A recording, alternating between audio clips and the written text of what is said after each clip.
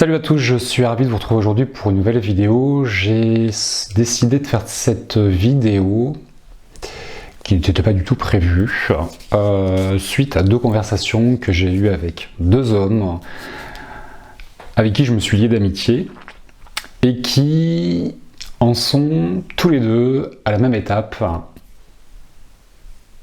au même endroit, à la même réflexion.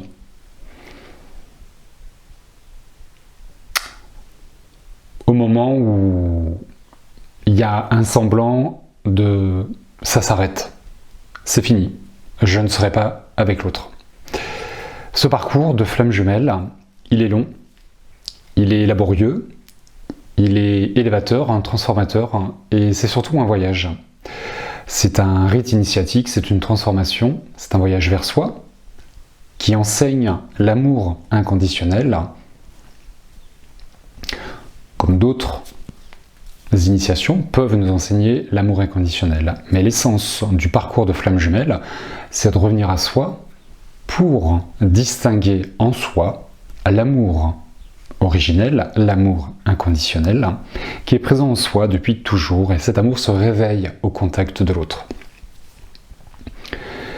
Et parfois dans ce périple, on arrive à un moment où on se dit ça n'aboutit pas, c'est fini, il n'y a rien.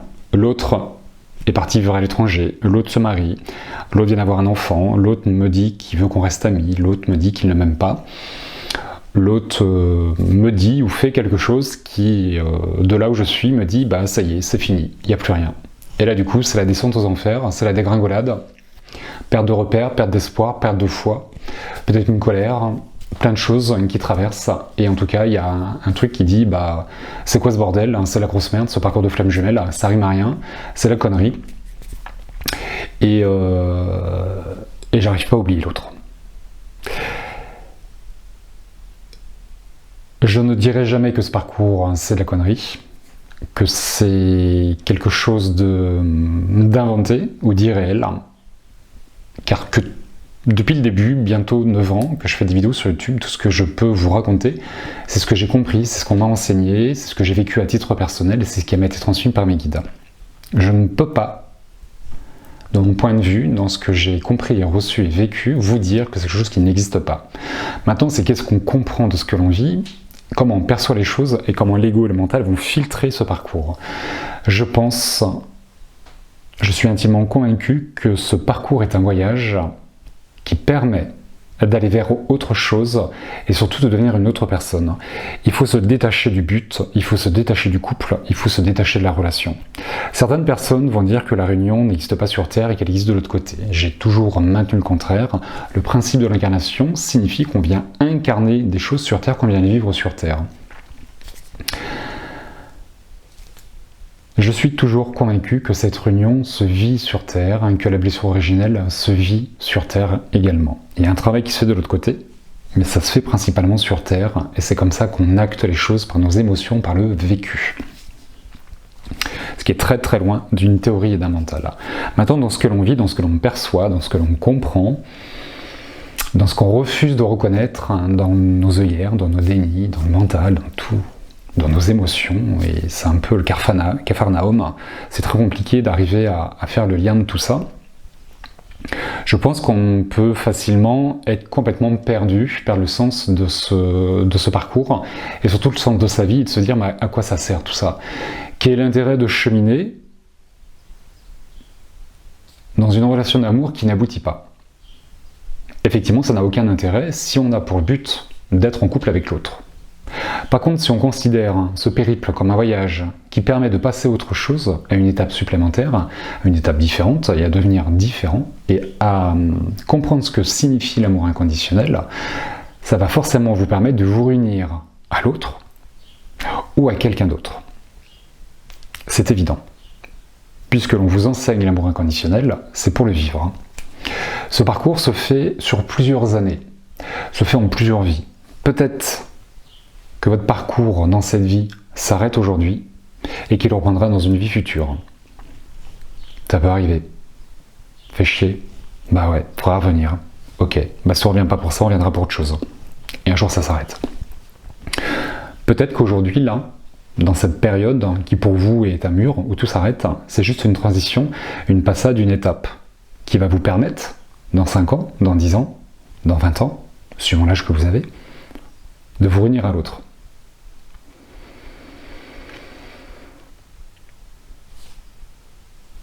Dans ce semblant de fin, dans cette transition, dans cette étape-là où on trouve tout ça absurde, ce que je peux concevoir, ça va forcément vous apporter quelque chose. Inutile de tout rejeter, de tout nier, inutile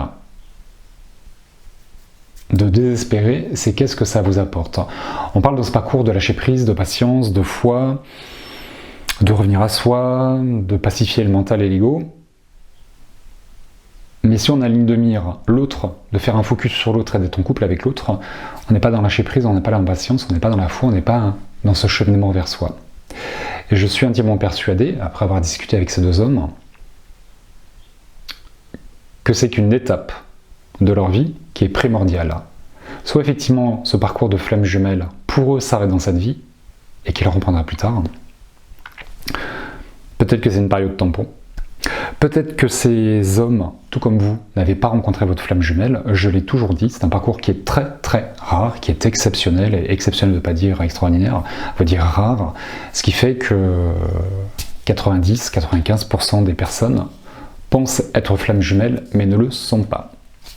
C'est ma compréhension, c'est ma vérité, mais peut-être que ces personnes ne le sont pas non plus. Mais si elles ne le sont pas, c'est pas grave. Si elles ne peuvent pas s'unir à la personne qu'elles nomment comme flamme jumelle et qu'elles ont identifiée comme flamme jumelle, elles vont forcément s'unifier à quelqu'un d'autre. Encore faut-il le vouloir. Et dans ce parcours, quand on arrive dans cette étape, je ne vais pas parler d'étape, parce que ce n'est pas une étape en soi. Sur cette marche, ce qui est intéressant de faire, c'est pas d'oublier l'autre, parce que quand on aime quelqu'un, on ne peut pas l'oublier. Il faut surtout pas la mettre devant pour faire un focus sur l'autre, on va pas la mettre derrière pour pas passer à autre chose. Par contre, ce qui est intéressant, c'est de la mettre sur le côté. C'est-à-dire que j'avance devant moi, pour moi, sans avoir l'objectif de venir avec l'autre, sans avoir pour but de l'oublier, c'est juste je le mets à côté de moi, il est là dans mon champ de vision, je le vois et j'avance, je trace ma route. Il me suivra ou pas, on se retrouvera ou pas.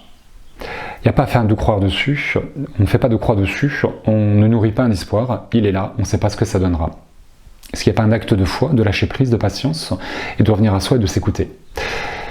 Et si je ne peux pas m'unir avec lui, je peux peut-être m'unir avec quelqu'un d'autre, que je vais apprécier, que je vais aimer de manière différente, je vais passer du bon temps, on va forcément s'apporter quelque chose avec cette personne, une personne qu'on pourrait considérer comme un compagnon, comme du covoiturage. C'est à l'époque le covoiturage. On va covoiturer avec quelqu'un pour que le chemin soit moins long. Si je dois vivre quelque chose, autant venir avec quelqu'un avec qui c'est sympathique. Peut-être que l'amour viendra, peut-être que l'amour ne viendra pas, peut-être que c'est ce qui permettra de revenir. Ça va forcément faire des choses. En tout cas, ça vous permettra de revenir à vous, de penser à vous, d'écouter votre cœur, vos besoins, de nourrir ce qui est présent en vous, de combler peut-être un vide et d'avancer pour vous. On ne peut pas penser à l'autre. On doit penser à soi. Et ça vaut dans tous les binômes, dans tous les duos, qu'on soit dans la famille, dans le couple, dans les amis ou dans le travail. Penser à soi ne veut pas dire je suis égoïste. C'est je m'écoute moi. Qu'est-ce qui est bon pour moi? Qu'est-ce qui est possible? Qu'est-ce qui est pensable? Qu'est-ce qui est réalisable pour moi? Qu'est-ce qui me fait souffrir? Qu'est-ce qui me rend libre? Qu'est-ce qui me rend heureux, pardon. Si on fait un focus sur l'autre, on ne s'écoute pas. Pour toutes les personnes qui pourraient se reconnaître sur cette marche, sur cette étape, je vous invite à rentrer à l'intérieur de vous, à écouter vos émotions, vos sentiments, et à ne pas réfléchir, à ne pas mentaliser, ne pas analyser le comportement de l'autre, ou ce qu'il peut faire, ou ce qu'il peut dire. Vous n'êtes pas du tout la même polarité, le même mode de fonctionnement, et vous ne pouvez pas comprendre l'autre. Vous ne pouvez qu'accepter vos différences, épouser les différences de l'autre, pour être complémentaire. C'est un parcours qui est long,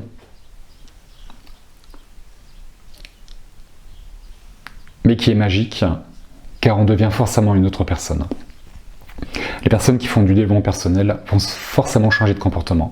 Si on ne change pas de comportement, c'est qu'on n'a pas guéri nos blessures, on n'a pas travaillé nos peurs, ni nos doutes, toutes ces choses.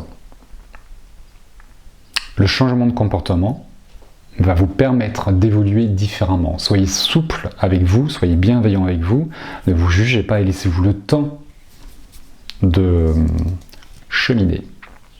Il n'y a pas d'obligation et il n'y a pas de timing, il faut lâcher le temps aussi. Apprenez à vivre différemment et apprenez à vous respecter, à respecter l'autre. Si dans ce parcours dans lequel vous êtes, que vous pensez être, qui dure depuis 6 mois, 6 ans, 10 ans, 20 ans, ou plus pour certains, si ça ne vous rend pas heureux, si vous souffrez, c'est que vous n'êtes pas en présence d'une flamme jumelle. Si vous n'êtes pas capable de remercier la vie pour cette rencontre, si vous n'êtes pas capable de remercier l'autre pour tout ce que vous avez partagé, si vous n'êtes pas en gratitude en vous, là, pour l'autre, dans ce périple, c'est que vous n'êtes pas flamme jumelle. J'insiste sur le fait que c'est très rare. Et ouais, du coup, beaucoup de personnes passent à côté ou pensent l'être alors qu'elles ne le sont pas.